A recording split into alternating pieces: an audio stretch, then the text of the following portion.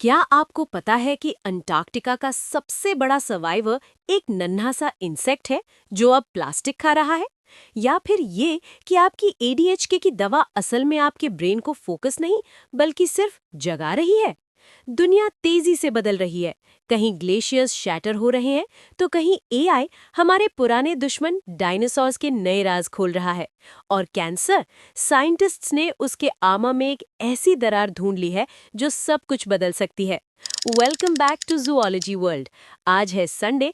आज हम बात करने वाले हैं बायोटॉक्स पे, जहां हम कवर करते हैं पूरे वीक की latest discoveries and news related to zoology and biology. Without any further delay, let's start. Rice size insect, plastic size problem. Antarctica भी अब पोल्यूशन फ्री नहीं। मीट बेल्जिका एंटार्क्टिका, दुनिया का साउदर्न मोस्ट इंसेक्ट जो moss और algae में रहता है और न्यूट्रिएंट रिसाइकिल करता है। एक्सट्रीम सर्वाइवर है, कोल्ड, यूवी, सॉल्ट सब हैंडल कर लेता है। लेकिन अब एक नया स्ट्रेस आ गया है, माइक्रोप्लास्टिक्स। लैब टेस्ट्स ने दिखाया कि सर्वाइवल तो ठीक है, पर फैट रिजर्व्स कम हो गए हैं।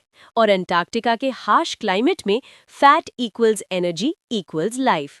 साइंटिस्ट्स ने वाइल्ड लार्वे के गट में प्लास्टिक फ्रैगमेंट्स भी पकड़े। मतलब इवन अंटार्कटिका के टफेस्ट इंसेक्ट अब पोल्यूशन से बच नहीं पा रहा। Plastic pollution has officially reached the ends of the earth और इंसेक्ट के पेट तक।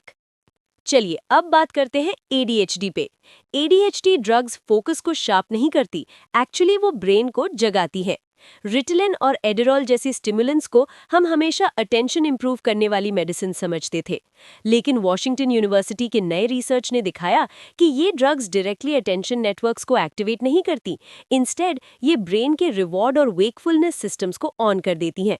मतलब बच्चे को टास्क बोरिंग नहीं लगता, वो ज्यादा अलर्ट फील करता है और नेचुरली उसकी अटेंशन इंप्रूव हो जाती है। जैसे तुम्हारी लीस्ट फेवरेट क्लास बिना स्टिमुलेंट बोरिंग लगेगी, लेकिन स्टिमुलेंट के साथ वो थोड़ा रिवॉर्डिंग फील होती है और तुम उसमें टिक जाते हो। रिसर्च ने ये भी दिखाया कि स्टिमुलेंट्स ब्रेन के स्लीप डेप्रिवेशन पैटर्न्स को रिवर्स कर देते हैं। मतलब अगर बच्चा नींद नहीं लेता तो स्टिमुलेंट उसके ब्रेन को टेम्परेरीली जगाता है।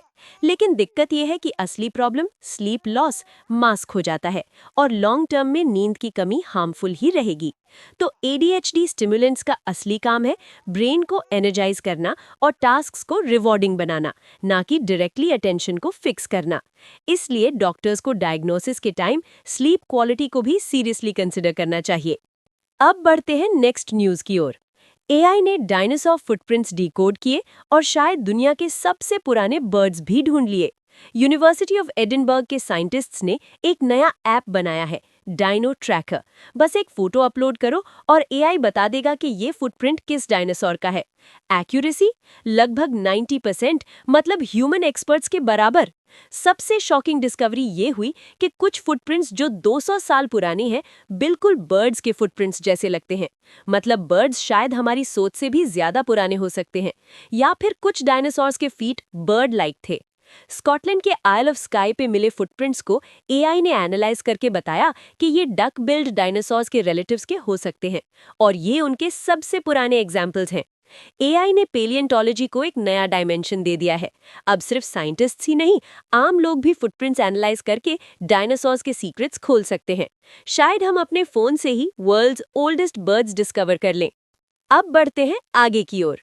अंटार्कटिका का एक ग्लेशियर सिर्फ 2 महीने में आधा टूट गया। दुनिया का फास्टेस्ट कोलैप्स। हेक्टोरिया ग्लेशियर ने साइंटिस्ट्स को शॉक कर दिया जब वो सिर्फ 60 डेज में 8 किलोमीटर रिट्रीट कर गया। रीजन, नीचे एक फ्लैट सी बेड था। जैसे ही आइस थिन हुई, ग्लेशियर लिफ्ट हो गया और फ्लोट करने लगा। फिर नीचे से क्रैक्स बने और ऊपर तक पहुंच गए। रिजल्ट, एक चेन रिएक्शन जिसमें ग्लेशियर लिटरली शैटर हो गया। सैटेलाइट और सीस्मिक डेटा ने कंफर्म किया कि ग्लेशियर ग्राउंडेड था, फिर सडनली फ्लोट करने लगा। मतलब अगर बड़े ग्लेशियर्स के नीचे भी ऐसे फ्लैट आइस प्लेन्स हुए तो कोलैप्स और सी लेवल राइज एक्सपेक्टेड से ज्यादा फास्ट हो सकता है। हेक्टोरिया छोटा ग्लेशियर है, फिलाडेल्फिया के साइज का। लेकिन इमेजिन करो अगर ग्रीनलैंड या वेस्ट अंटार्कटिका के बड़े ग्लेशियर्स इसी स्पीड से कोलैप्स हो गए तो ग्लोबल सी लेवल्स डेंजरस स्पीड से बढ़ सकते हैं। साइंटिस्ट्स के लिए ये एक वेकअप कॉल है। अब बात करते हैं आज की आखिरी न्यूज की। साइंटिस्ट्स ने पैंक्रियाज कैंसर के हिडन वीक पॉइंट्स ढूंढ लिए हैं और शायद नए ट्रीटमेंट्स का रास्ता खुल गया है। MIT और डाना फार्बर के रिसर्चर्स ने पैंक्रियाटिक कैंसर सेल्स में एक नई चीज आइडेंटिफाई की, क्रिप्टिक पेप्टाइड्स। ये पेप्टाइड्स जीनोम के ऐसे पार्ट्स से बनते हैं जिनको पहले प्रोटीन मेकिंग रीजन्स नहीं माना जाता था, लेकिन अब पता चला है कि कैंसर सेल्स इन्हें सरफेस पे शो करते हैं और टी सेल्स इन्हें टारगेट कर सकते हैं। रिसर्चर्स ने 500 ऐसे पेप्टाइड्स ढूंढे जो सिर्फ पैंक्रियाटिक कैंसर सेल्स में मिले, हेल्दी सेल्स में नहीं। जब उन्होंने टी सेल्स को इन पेप्टाइड्स के अगेंस्ट प्रोग्राम किया तो वो पेशेंट डिराइव ट्यूमर ऑर्गेनॉइड्स को डिस्ट्रॉय करने लगे और माइस में ट्यूमर ग्रोथ स्लो हो गई। पैंक्रियाटिक कैंसर सबसे टफ कैंसर्स में से एक है जिसमें सर्वाइवल रेट सिर्फ 10% है, लेकिन क्रिप्टिक पेप्टाइड्स एक नया होप बन सकते हैं। फ्यूचर में टी सेल थेरेपीज या वैक्सीन्स इन हिडन एंटीजेंस को टारगेट करके कैंसर को अटैक कर सकती हैं। ये एक अनएक्सपेक्टेड वल्नरेबिलिटी है जो ट्रीटमेंट को रेवोल्यूशनाइज कर सकती है। तो आज के लिए बस इतना ही। मिलते हैं नेक्स्ट संडे न्यू बायोटॉक्स के साथ। तब तक देखते रहिए जूलॉजी वर्ल्ड।